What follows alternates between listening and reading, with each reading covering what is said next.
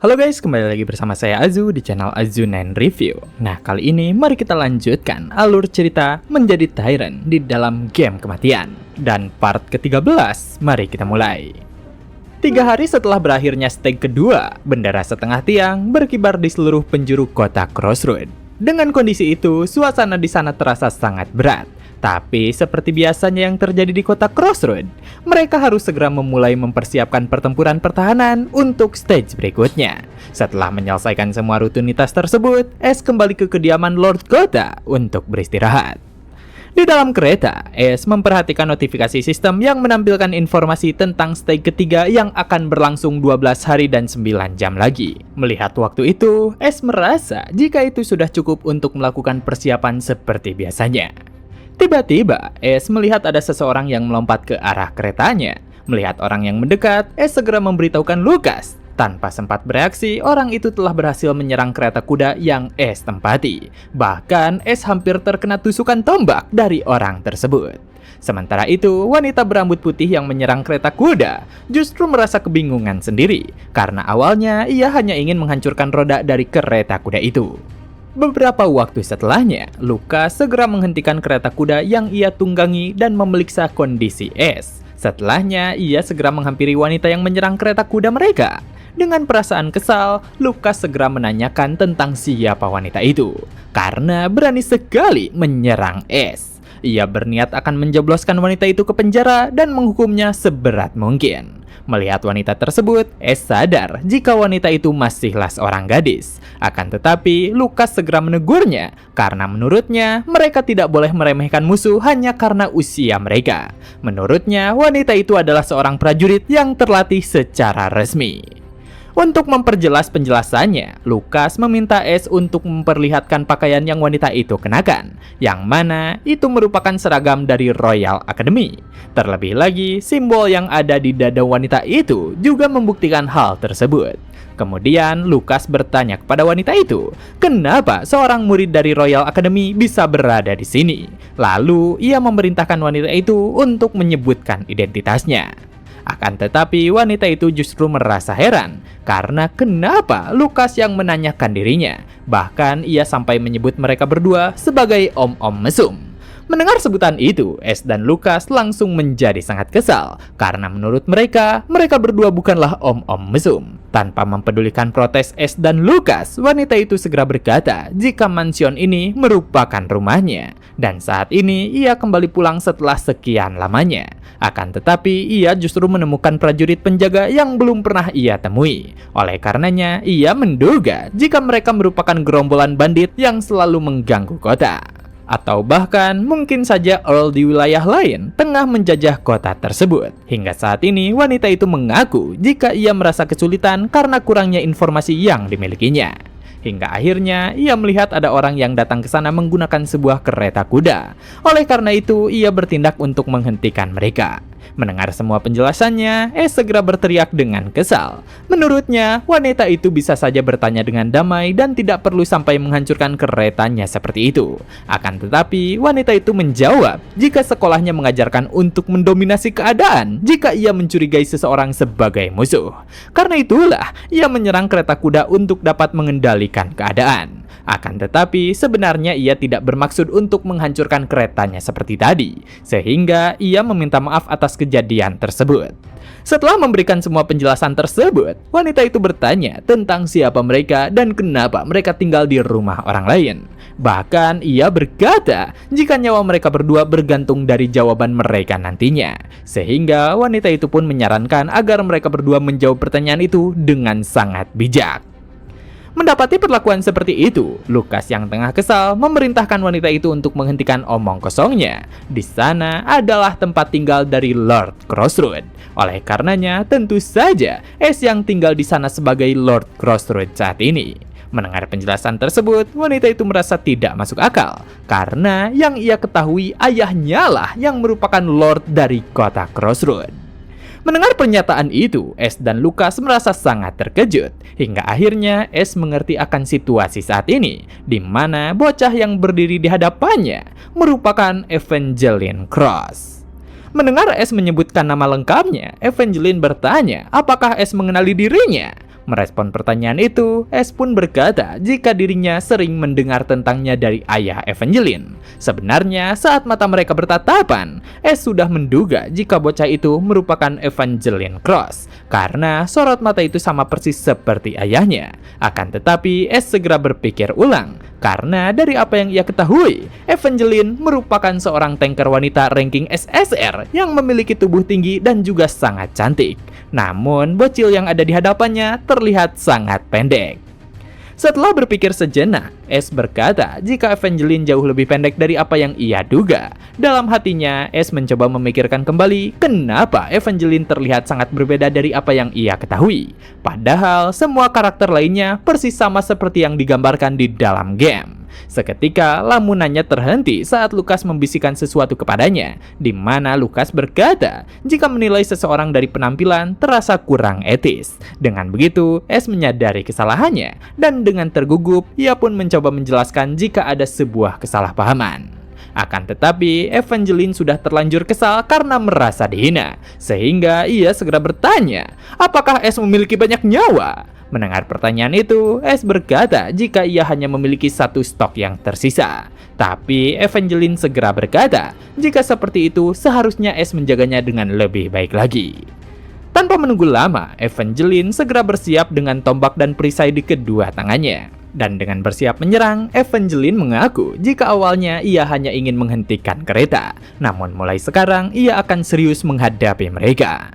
Melihat Evangeline yang maju ke arah mereka, semakin sadar jika bocah itu memanglah benar putri dari Earl Charles Cross. Karena watak yang mereka miliki memang terlihat sama persis. Merespon serangan Evangeline, Lucas segera memblokir serangan itu dan memerintahkannya untuk menurunkan tombaknya. Karena orang yang berada di hadapannya saat ini adalah Ace, pangeran ketiga Empire. Mendengar perkataan itu, Evangeline berkata jika awalnya mereka membobol rumah orang lain, dan sekarang mereka sampai mencuri identitas seseorang.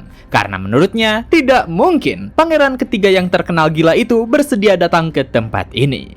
Mendengar ucapan itu, S hanya terdiam tak dapat mengatakan apapun.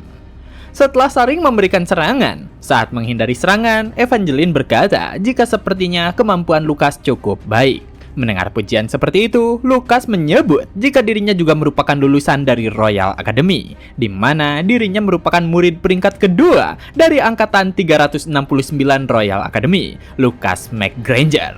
Selain itu, S juga merupakan lulusan dari akademi tersebut. Mendengar hal itu, dalam hatinya S merasa terkejut. Ia tak menduga jika dirinya juga lulusan dari akademi.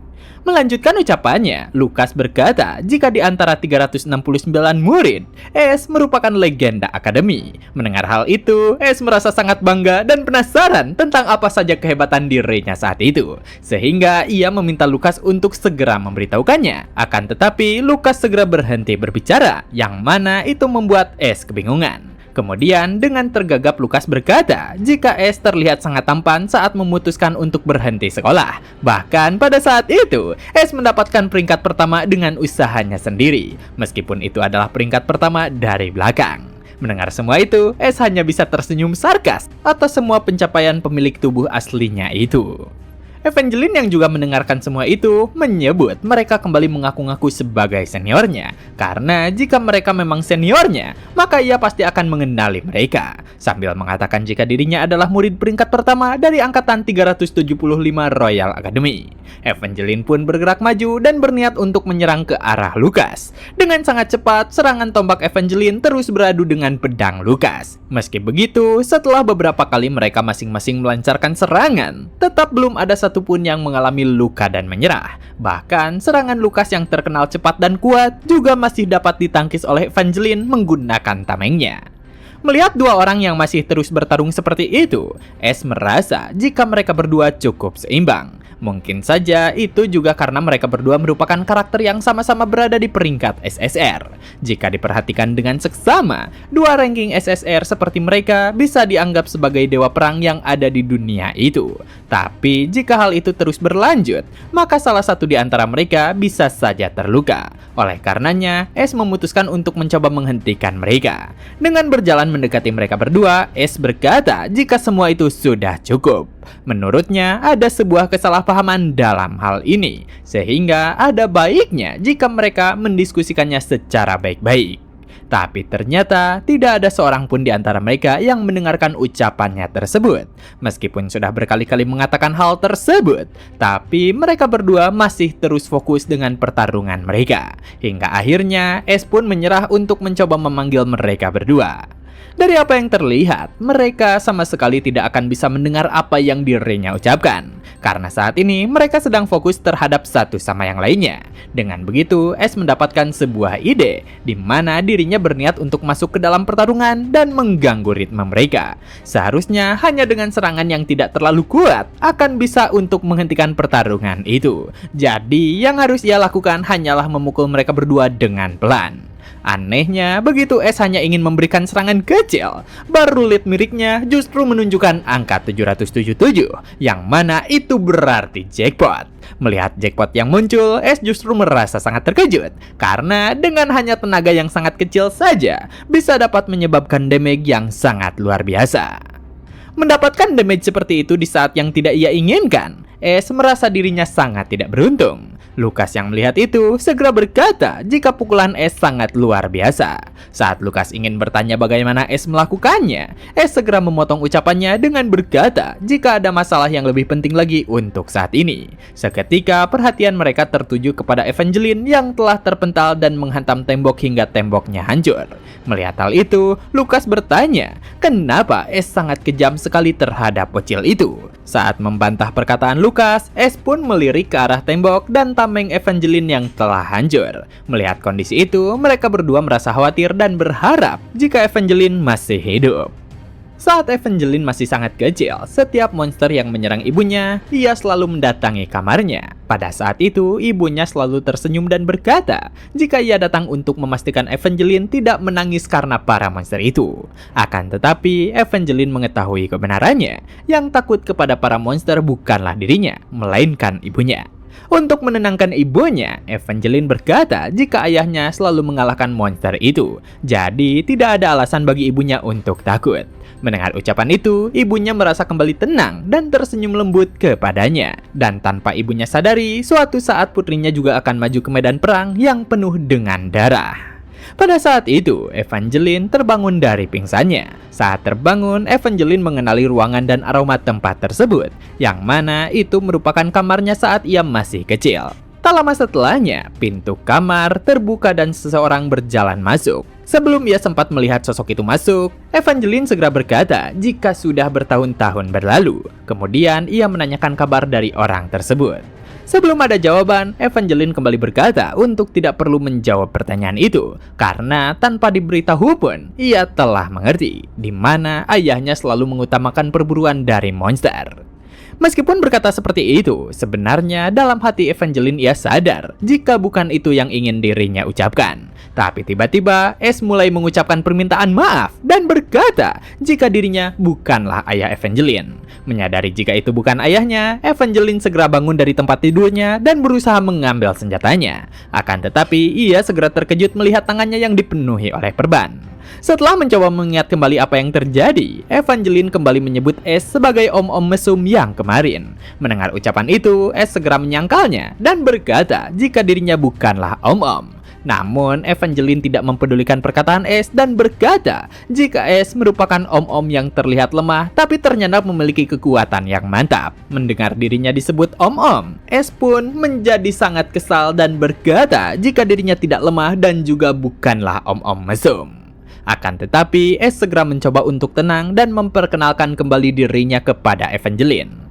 Saat Ace menyatakan dirinya sebagai Ace Pangeran Ketiga Empire, Evangeline kembali menyebutnya sebagai omong kosong. Bahkan, ia membuat candaan jika Ace merupakan pangeran, maka dirinya adalah sang ratu. Saat Evangeline begitu bercanda, Ace pun segera mengeluarkan plakat identitasnya. Di mana ketika melihat tanda pengenal keluarga Empire, barulah Evangeline percaya jika Ace merupakan pangeran Empire. Tapi Evangeline justru malah berekspresi riang karena dirinya merupakan salah satu penggemar Ace sejak lama. Mendengar pernyataan tersebut, Ace merasa cukup kebingungan dan bertanya alasan Evangeline menjadi penggemarnya. Merespon pertanyaannya, Evangeline pun memberitahukan jika itu karena S merupakan seorang bajingan gila. Jadi sebagai seseorang yang juga ingin memberontak kepada ayahnya, Evangeline menganggap jika S merupakan sosok panutannya. Kedepannya, Evangeline juga ingin melakukan hal yang sama seperti S, yaitu dengan menciptakan musibah dan berbuat onar hingga menghancurkan reputasi keluarga kekaisaran. Karena itu jugalah Evangeline pergi dari rumah dan masuk ke akademi yang sangat dibenci oleh ayahnya. Tapi ternyata di sana dirinya malah mendapatkan pelatihan setiap hari. Selain itu, ia juga dipaksa agar menjadi seorang murid teladan. Saat mendengar semua itu, S sadar jika Evangeline bukan hanya sekedar murid teladan. Akan tetapi, Evangeline merupakan lulusan terbaik akademi hanya dalam waktu 3 tahun. Biasanya, waktu kelulusan seorang siswa di akademi adalah 6 tahun. Tapi karena Evangeline adalah seorang jenius, ia mengukir sejarah sebagai murid termuda yang lulus hanya dalam waktu 3 tahun. Mendengar semua cerita itu, S berkata jika pemberontakan yang dilakukan oleh Evangeline sangat menggemaskan. Akan tetapi, Evangeline pun kembali melanjutkan ceritanya, di mana ia mendengar jika S selalu berhasil membuat ayahnya yang seorang kaisar kecewa setiap harinya. Bahkan tiap minggunya, S selalu saja bisa membuat topik keributan yang baru. Bahkan di satu titik, S berhasil membuat sang kaisar pingsan karena perbuatannya. Karena reputasi itulah, Evangeline merasa kagum terhadap S. Sadar jika dirinya menjadi panutan karena tingkah laku busuknya itu, dalam hatinya S mencaci pemilik tubuh aslinya. Tapi seketika Evangeline bertanya tentang di mana keberadaan ayahnya. Tanpa mengetahui apapun, Evangeline berkata jika ia akan mengikuti jejak S dan akan melaksanakan semua taktik kotor yang ia rencanakan kepada ayahnya, karena ayahnya tidak muncul sejak ia tiba di sana. Evangeline menduga jika ayahnya sedang bersembunyi. Tiba-tiba saja suasana pun menjadi cukup berat saat S akan mengatakan sesuatu. Melihat reaksi itu, Evangeline merasa tidak tenang dan bertanya tentang apa yang terjadi. Sebelum masuk ke inti pembicaraan, S terlebih dahulu meminta maaf karena apa yang akan ia sampaikan nantinya. Setelahnya, S pun langsung berkata jika ayah Evangeline telah meninggal. Beberapa hari sebelum Evangeline tiba di sana, Earl Charles mengorbankan nyawanya demi menyelamatkan seisi kota. Dengan kematian yang heroik, S berkata jika dirinya telah mendokumentasikan seluruh pencapaian Earl Charles dan mengirimnya ke istana. Menurut S, Earl Charles telah berjuang sepanjang hidupnya. Oleh karena itu, setidaknya ia akan mendapatkan Royal Medal of Honor. Selain itu, pemakamannya juga telah S persiapkan dengan sangat baik dan akan dilaksanakan 3 hari lagi. Mendengar semua itu, sorot mata Evangeline menjadi sangat gelap. Menurutnya, ia baru saja berniat menjadi seorang putri yang nakal. Akan tetapi, ayahnya telah terlebih dahulu kabur seperti itu. Dahulu, ayahnya selalu mengatakan jika ia akan mati saat bertarung dengan monster.